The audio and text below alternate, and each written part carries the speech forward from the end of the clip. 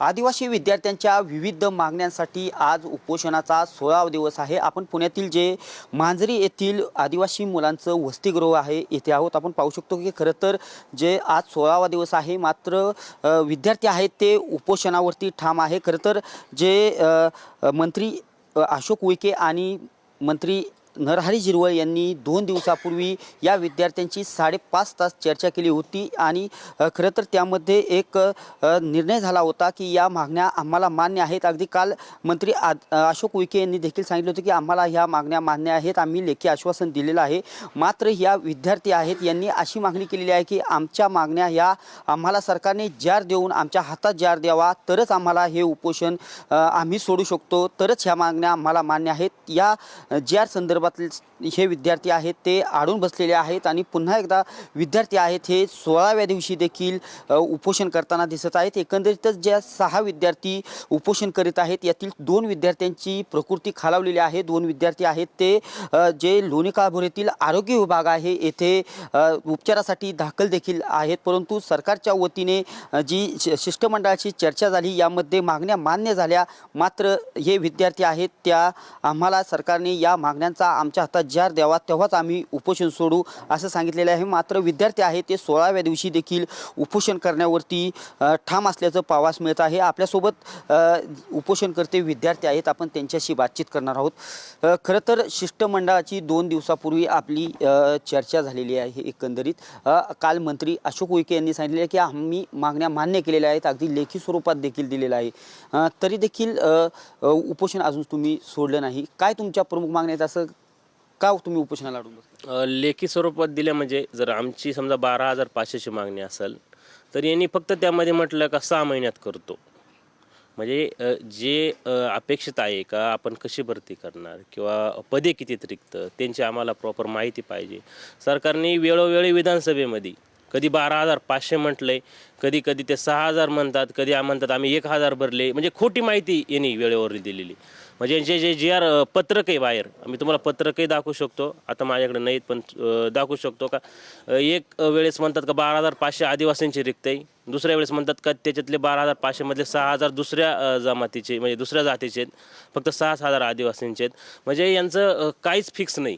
आणि हे भरती कशी करणार? नुसतं म्हणतात की 6 महिन्यात करतो, 2 महिन्यात करतो, तर आम्हाला काहीतरी 2 दिवसामध्ये, कारण यांनी सुप्रीम कोर्टमध्ये यादी दिलेली, यांच्याकडे सगळी माहिती, याला आता 7 ते 8 वर्ष होत आले, तुम्ही 2 दिवसामध्ये ती यादी आम्ही प्रसिद्ध करणार असं उईके साहेबांनीच माध्यमांसमोर तिथं सांगितलेलं TRTच्या समोर।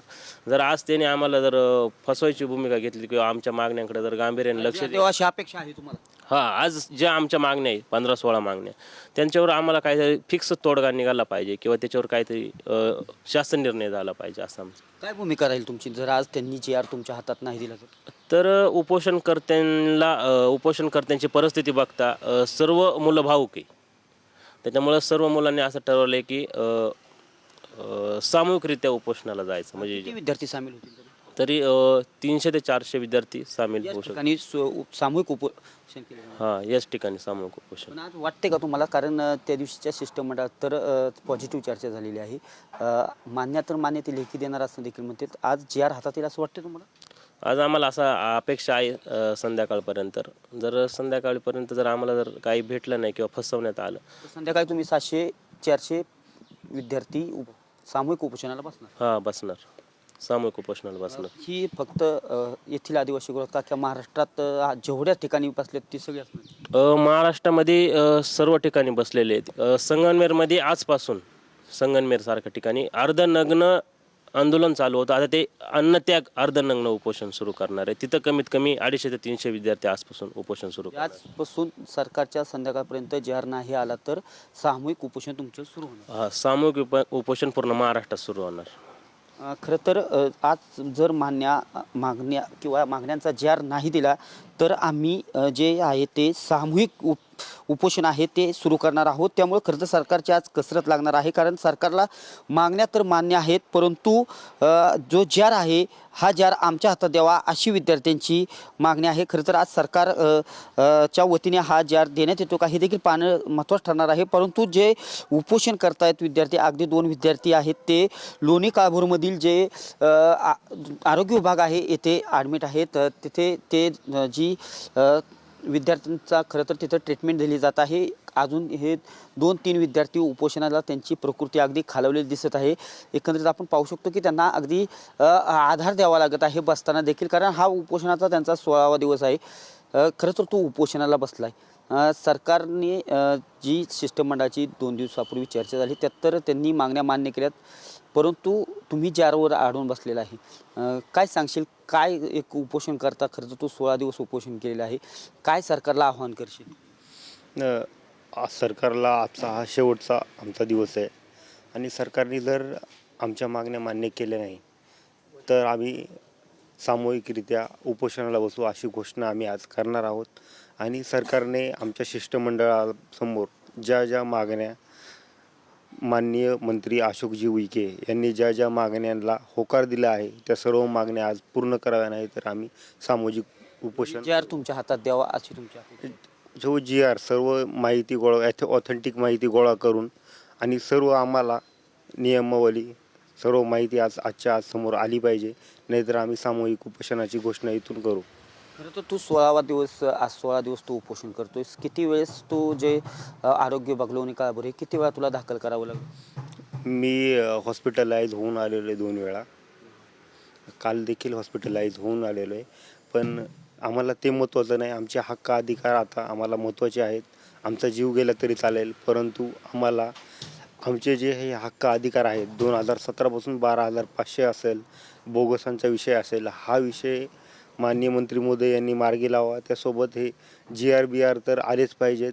आमची चांगली नियमावली त्यांनी बनवून दिली पाहिजे आणि आमच्या शिष्टमंडळाला दिलेला शब्द त्यांनी पाळला पाहिजे. जे 2 विद्यार्थी आहेत 2 दिवसापासून खरं तर ते आरोग्य विभागात हे ॲडमिट आहेत किंवा त्यांना ते उपचार घेत आहेत. काय सरकारला आव्हान करशील? कारण तू बी एक उपोषण करता त्या 6 विद्यार्थ्यांमधलाच विद्यार्थी आहे. आज GR द्यावा अशी सरकारला तुझी मागणी तर आहेच, परंतु अजून दुसरं काय आव्हान करायचे? जे विद्यार्थी उपचार घेत आहेत ते खऱ्या अर्थाने या मागण्यांकरता उपोषणाला बसले होते, परंतु त्यांची शुगर लो असल्याने BP लो असल्याने त्यांना त्या ठिकाणाहून इथं आणता येत नाही. त्यांना हॉस्पिटलाइज करूनच ठेवलेले आहे आम्ही.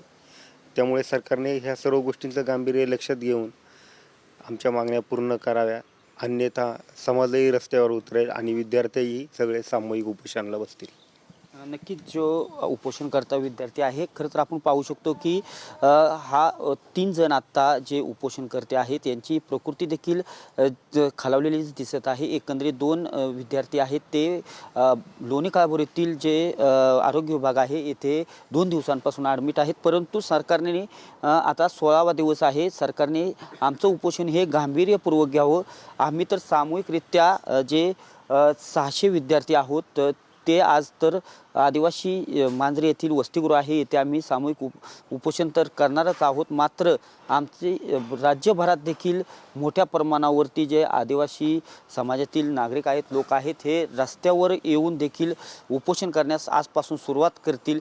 त्यामुळे सरकारने मागण्या तर मान्य केलेल्या आहेत, मात्र जो GR आहे, ज्या मागण्यांचा GR आहे तो सरकारने आज आमच्या हातामध्ये द्यावा आणि आमच्या ज्या मागण्या आहेत त्या पूर्ण कराव्यात. आणि जे 6 विद्यार्थी खरं तर उपोषणाला बसलेले आहेत यांची प्रकृतीची खालावलेल्या प्रकृतीचा देखील विचार करावा आणि आज आमचं उपोषण खऱ्या अर्थाने सोडवण्यासाठी सरकारने GR आमच्या हातात देणं गरजेचं आहे असं विद्यार्थ्यांनी म्हटलेलं आहे. एकंदरीत आज सरकार काय निर्णय घेतं, मागण्यांचा GR विद्यार्थ्यांना देतं आहे का, हे देखील पाहणं तितकंच महत्त्वाचं ठरणार आहे. कॅमेरामॅन अभिजित पेशेसह मी दीपक कापरे, TV9 मराठी, पुणे.